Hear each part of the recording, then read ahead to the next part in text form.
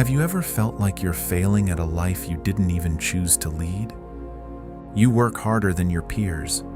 You've read the books. You've done the therapy. And yet, the ceiling stays. The relationship ends the same way it always ends. The opportunity arrives and somehow, inexplicably, you find a way to walk away from it. You're not broken. You're not cursed.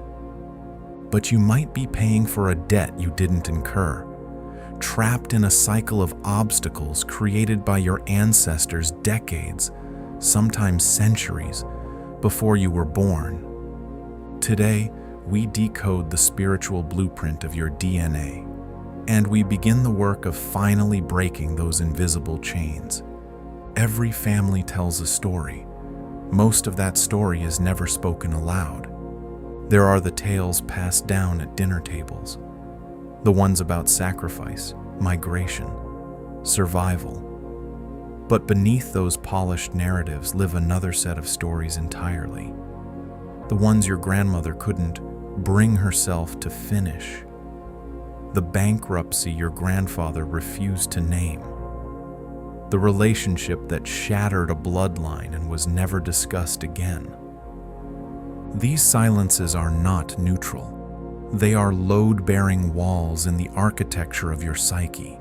In the emerging field of epigenetics, the study of how environment and experience alter gene expression, researchers have begun to document something remarkable. The emotional residue of trauma doesn't simply disappear when the person who experienced it dies. It gets carried forward, encoded not just in memory, but in biology, in behavior, in the invisible rules your family system enforces without ever writing them down.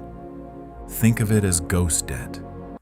Ghost debts are the specific recurring patterns that feel personally yours, but aren't.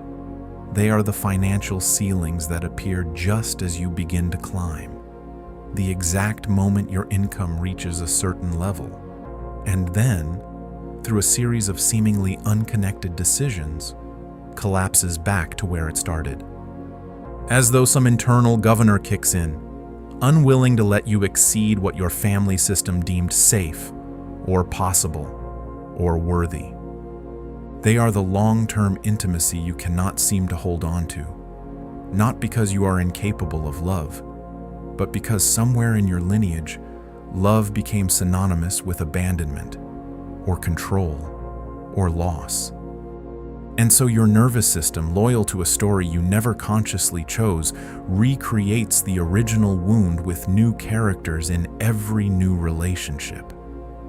The ghost debt is not a punishment. It is, in its own distorted way, a form of loyalty. Your system is trying to keep you belong, to stay connected to the people who came before you, even if that means repeating their suffering. Family secrets operate with particular force. The affair that was never spoken of. The child who died before anyone still living was born. The fortune that was lost through betrayal, or the fortune that was built through it. The addiction, the violence, the quiet devastation of a dream deferred for so long it became unrecognizable. When families cannot metabolize these events, when there is no language made available, no ritual of grief, no witness to the truth, the unprocessed experience seeks resolution, and it finds that resolution in the most available vessel, the next generation, and the next, and the one after that. This is not mysticism, though it sounds like it.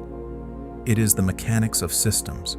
Families are systems, governed by the same laws that govern all systems. What cannot be released will be recycled. Here is where it gets nuanced, and where the real work begins. Not every struggle you face is ancestral. Not every pattern is inherited.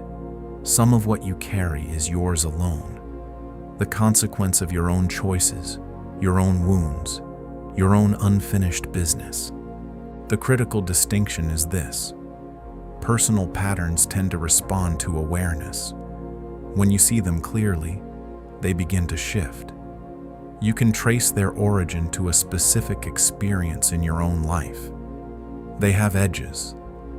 They are emotionally legible to you. Ancestral patterns feel different.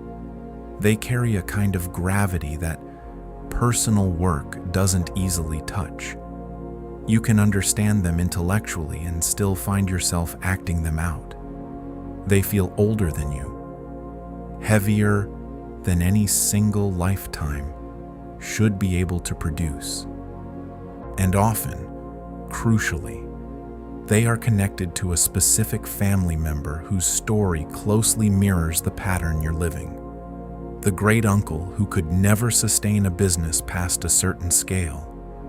The grandmother who chose isolation over intimacy after a heartbreak she never recovered from. The ancestor whose name no one in your family speaks, but whose absence hums beneath every family gathering like a frequency no one admits to hearing.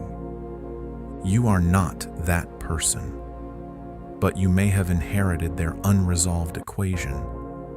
Understanding subconscious loyalty is perhaps the most disorienting part of this work, because it requires you to confront the possibility that the very patterns causing you the most pain are patterns you are, on some level, choosing. Not out of weakness or self-destruction, but out of love. Out of a deep, wordless, cellular love for people you may never have met. The child who unconsciously mirrors a parent's failure is not sabotaging themselves. They are saying, I will not surpass you. I will not leave you behind. I will stay here in this limitation so that you are not alone in it. The partner who repeats the same relational collapse is not broken. They are enacting a loyalty to a family story that said, this is what love costs. This is the price of belonging here. When you begin to see the pattern not as a flaw but as a misplaced devotion, something in the system begins to breathe differently. The first step in breaking these cycles is not healing, it is witnessing. You cannot free yourself from a story you refuse to see. The most powerful act you can take right now, before the breath work, before the ritual, before the generational healing modalities, is to become a ruthless, compassionate archaeologist of your own family system. Ask the questions that were never asked. Seek out the photographs that were turned face down. Listen not just to what your elders say, but to the pauses between the words, the subjects that make the room go cold, the names that are said too quickly or never said at all. In those silences, you will find the original wound, and in finding it, you begin, just begin, to give it somewhere to go that isn't you. You did not choose the lineage you were born into. You did not choose the debts, the secrets, the unfinished mourning of people whose names you may not even know. But you are here, aware, asking the question, and that single act of turning toward what has always been there is not a small thing. It is, in fact, the thing that changes everything. The chains your ancestors wore were real. Their pain was real. Their limitations were real. But those chains were never forged for you. They were inherited. And what can be inherited can, with courage and clarity, be released. The blueprint is not your destiny. It is your starting point, and you are already, in this moment of witnessing, somewhere they never got to be. If this resonated, share it with someone who's been asking these questions their whole life. The next video explores the practical tools for ancestral pattern release, Subscribe so you don't miss it.